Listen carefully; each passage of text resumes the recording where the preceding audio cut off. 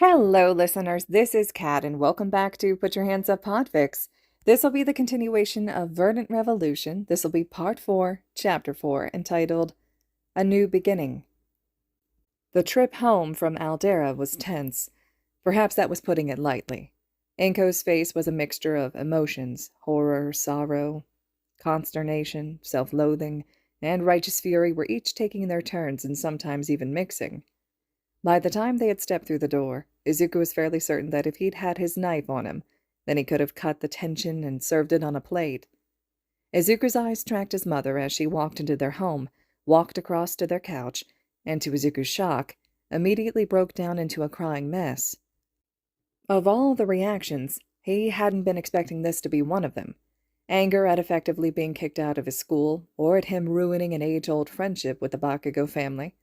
He had not expected what was effectively a full breakdown. It was some time before Izuku had managed to calm his mother enough they could talk. Despite this, her voice still cracked when she asked him to explain. "Where would you like me to start?" Izuku responded slowly, not quite sure how much he should tell her. From what he had gathered during her sobbing, she blamed herself for Izuku's suffering. "From the start, Izuku. How long has this been going on? I thought Katsuki was your friend. Why did you never say anything? I knew there was bullying, but you wouldn't talk to me, and I just stood by. Oh God, I just stood by when I should have stepped in and demanded answers. I should have stopped this from getting this far." Inko was slowly slipping back into her spiral, and Izuku spoke up before she could go any farther with her train of thought. Still, he sighed. If he wanted to reach his end goal here, she would have to know a lot of what he had hidden. He only hoped she could forgive herself, as he had never once blamed her. "Well, when you ask when it started, and how long it's been going on, it's hard to answer exactly. When I was diagnosed quirkless is when things started to change for me. You know how society views the quirkless. Even if the government makes all sorts of rules and laws otherwise, well, actions speak louder than words, and the way we're treated, it says a lot more than their words. As for Katsuki, well, that would have been around the time he got his quirk as well. I suppose, though, I didn't see that clearly until much later. He became arrogant, prideful. He was the best, and only he could be the best. Anyone that didn't fall in line with him were targets. Anyone he viewed as lesser than him were targets regardless. Hence his particular violence when it came to me. My quirklessness makes me a prime target to make him feel better about himself. For some sick, twisted reason or another, I didn't talk to you because I didn't see anything wrong with it myself for a long time. I just thought it was the natural order of things. After all, that's what has been instilled into us for so long. You shouldn't blame yourself. I never have. You couldn't have helped, and to be honest, some of this, such as the discrimination, will likely continue wherever I go." Izuku sighed, sorrow leaching into his voice as he went on, as he recited a dark part of his history with a new point of view. He leaned back, eyes losing their focus, looking no longer at his mother, but past her to a place no one should ever go. I've had a lot of time to think in this last year. The conclusion I came to was that I was done dealing with being treated like I was a second-class human simply because of the lack of a tool. Because that's what quirks are, a unique tool to each person. Izuku shook his head and snorted. Hell, the way things are, only a handful of people aren't a criminal if they use their quirks anyway. You would think that it wouldn't matter. Inko throws herself into him, crushing him in her embrace. He could feel the back of his shirt becoming soaked through with her tears, and she was sobbing once again. All Izuku could do was rub small circles into her back, doing his best to comfort his mother. Although he had long accepted that many of these things had been done to him, it was different for his mother. She was just now learning the true extent of the discrimination in this society. Discrimination in this society, huh? Well, that's a little too familiar. Izuku breathed deep, and his mother pulled back, looking deep into his eyes, her own emerald shimmering with tears. Promise me, Izuku, that if something is truly bothering you, you'll tell me. Don't keep everything to yourself. I can't do this again. Don't worry, Mom. Izuku shook his head. I don't plan on dealing with these things myself anymore. A man on his own can face other men. A man with a support network can face the entire world. Inko stepped back, a little confused as to where the words of wisdom had come from, but perfectly satisfied in his answer. Her eyes lit again, and she began pacing. Inko had been stewing on the issues, and now that the sorrowful talk had mostly passed and she had gotten the promise she wanted out of him, she had clearly worked herself back to fury. At the very least, I'm not letting you go back there, and I'll be damned if Mitsuki's boy is coming anywhere near us from now on. I'm going to make Aldera wish they'd never opened their doors at all. I'll have every one of their teaching licenses by the time I'm done. Well, certainly better than crying. But while I'm good with the prior... Mom, I'm not saying that we don't do something about it, but... Well, I have a plan for that. That school won't be around too much longer. It has to be done carefully, though. As much as I want to hate Katsuki, I can't ruin him yet. Oh, don't get me wrong, I blame him for what he's done, and I can hold him at fault, but, I mean, when was the last time you saw someone tell him no? Tell him what he was doing was wrong? Make him look at his actions? No, right now, he's what society has made him to be, as are all the other students in that school that stood by. I can't end Katsuki's career before it can even get started, not when it could so easily turn him into an actual villain, not when I've long put it behind me. If he decides to continue down this path, then I have no problem ending him before he begins. Izuku's tone had leached into something dark, something that his mother caught and gave him a worried look. The way he had behaved in the office came back to her. Something was different about her Izuku since he had woken up. He seemed older and more jaded. It worried her, but seeing as he had promised he'd tell her if something was bothering him, she let it go for now. Maybe he was just being honest with her for the first time. Besides all that, I think that the school problem may be self-solving. May be a little bit ahead of my classes. Anko stops her pacing, long enough to narrow her eyes at Izuku. We'll leave the discussion on what to do about the school and the Bakugos for another time. What do you mean ahead of your classes? Exactly how far ahead of them are you? Izuku withers under his mother's stare. He may be mentally old enough to be an adult, but never will he be able to stand up to his mother's stare. Might be a few years? Decades. Ahead, I studied a lot. I could ace the content without looking at it, and the teachers weren't fond of the idea of the quirkless student outdoing the other, so they never let me move on. It wasn't a lie, Izuku thought. He certainly could have answered, if not taught, the subjects better than most of the teachers. Besides that, the augmentations had granted him a borderline photographic memory and spiked his IQ through the roof. So anything that he might not have learned, he would have picked up very quickly. I think that it would probably be for the best if I found online classes that let me finish up at my own pace. It would be a better gauge of my abilities than the school has been thus far, at least. Inko rubbed at her eyes. It would lack social interaction, and that was an issue, but if it let Izuku catch up to where he should be, then that issue could be dealt with later. Weary, she sighed, tired from the day's events, and sat back down. Looks like you got Hisashi's intelligence, then. All right, find a couple good options and we'll look them over together. Izuku could see the weary way she held herself now. She was reaching her limits for bullshit for the day, and quite frankly, he could relate to that on a spiritual level right now. But if this conversation was going to go how he figured it would, then he should just get it out of the way. Mom, something happened with him while I was in the coma, didn't it? I can't help but notice things are different. Hisashi's photos are gone. Things that were left here that were his are gone now. What did he do? Izuku broached the topic carefully, unsure of what the answer was going to be.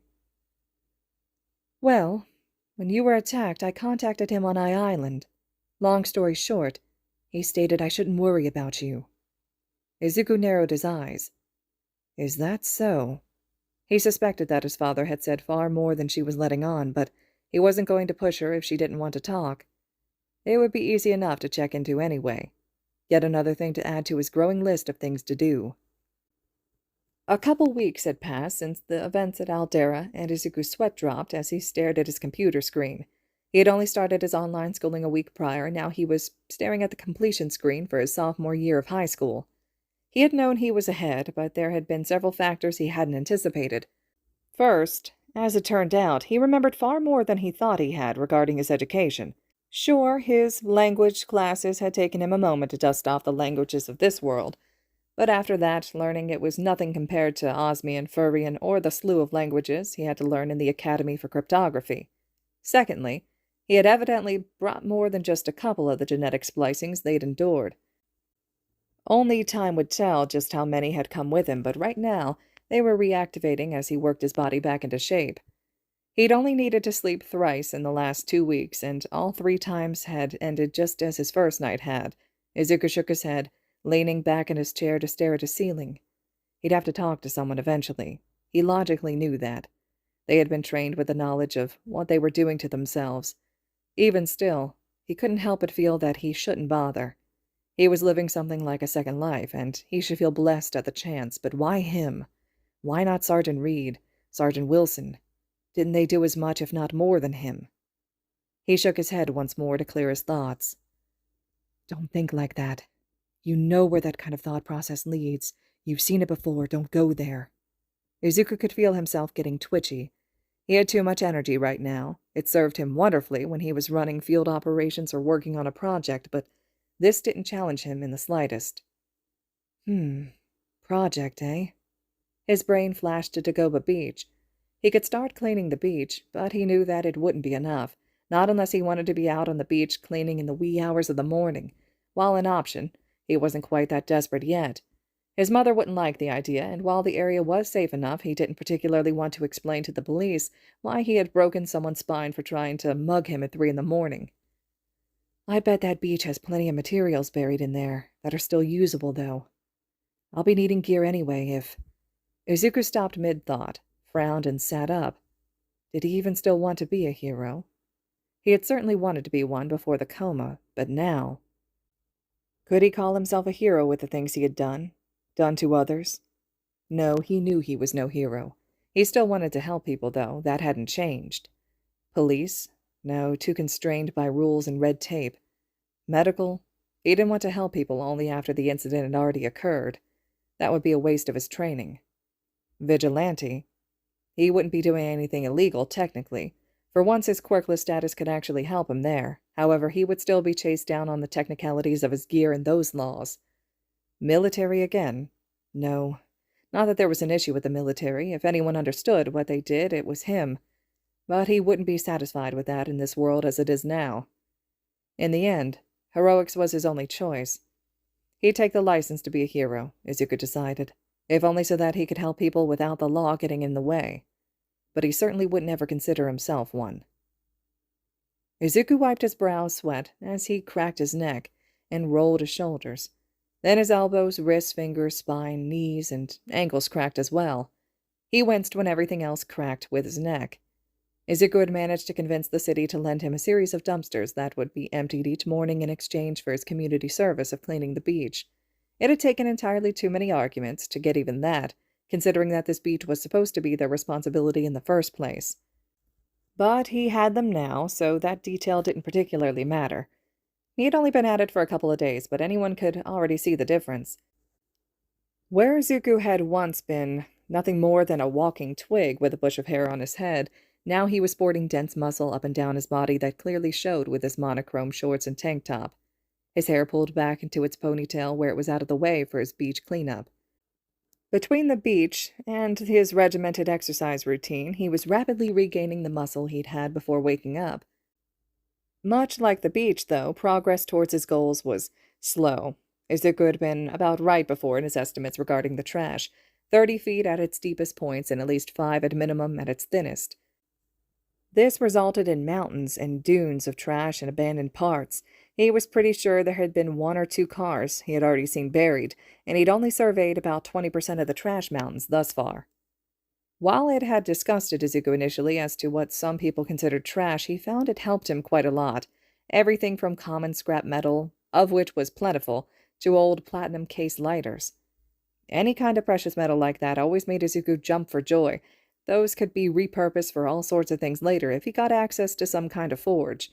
Platinum in specific was incredibly hard to come by and was wondrous when making electrodes.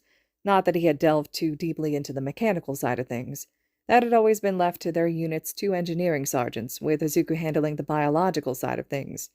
But right now, Izuku had all the time in the world and, for once, all the information he could want at his fingertips. so he would be damned if he wasn't going to take the opportunity to learn. He looked around at what he had accomplished in the last while. A path had been cut through the mountains of trash to about halfway into the beach where a large circular clearing sat. From the other side of the clearing, the path continued on into the water. Sadly, the first time the water was likely able to reach the sand unimpeded in years.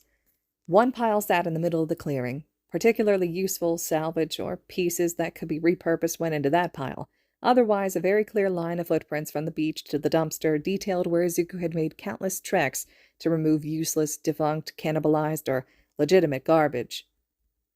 "Well," Izuku muttered, "progress is progress, I suppose. Time to load up and head home." Retrieving his empty bag from the side of the clearing, Izuku stepped over to the pile in the middle of the clearing. Initially, when he had asked his mother to use their spare room as a workshop, he doubted she had been expecting him to start bringing in actual materials. Not that he had started too much in the way of actual work quite yet. Right now, it was mostly a dozen blueprints that he considered for the future, and a few dozen more that he wanted to get replicated quickly so that he would have access to the materials he needed for more complex projects. There would be a lot of work to get the kinks worked out, even if he had a mechanical background. As it was, he would be learning as he went, which he didn't mind, but it would certainly cause a certain loss of resources that he wasn't sure was feasible until he could secure a source of funds. Perhaps if I create... Izuku was snapped out of his thoughts as he heard the crunch of sand under boots behind him. Spinning, he dropped both his bag and himself into a low stance, ready for whatever might be behind him. Behind him stood a short girl that he expected was about his age, with pink hair and a wild look in her eyes. She wore a black tank top that could have done with being a size larger, as it showed her curves that were, frankly, incredibly well developed for their age. At her waist, a tool belt filled with a variety of gadgets hung over gray cargo pants, and was completed by black combat boots. "You! You're the one stealing my scrap!" She barely had gotten the cry out before she lunged forward towards Izuku. Izuku was not ready for what was behind him. All right, listeners, this concludes Chapter 4 of Verdant Revolution. Chapter 5 will be up next. Hope you all are still enjoying this one, eager to hear your thoughts and reactions, and as always, thank you all so much for listening.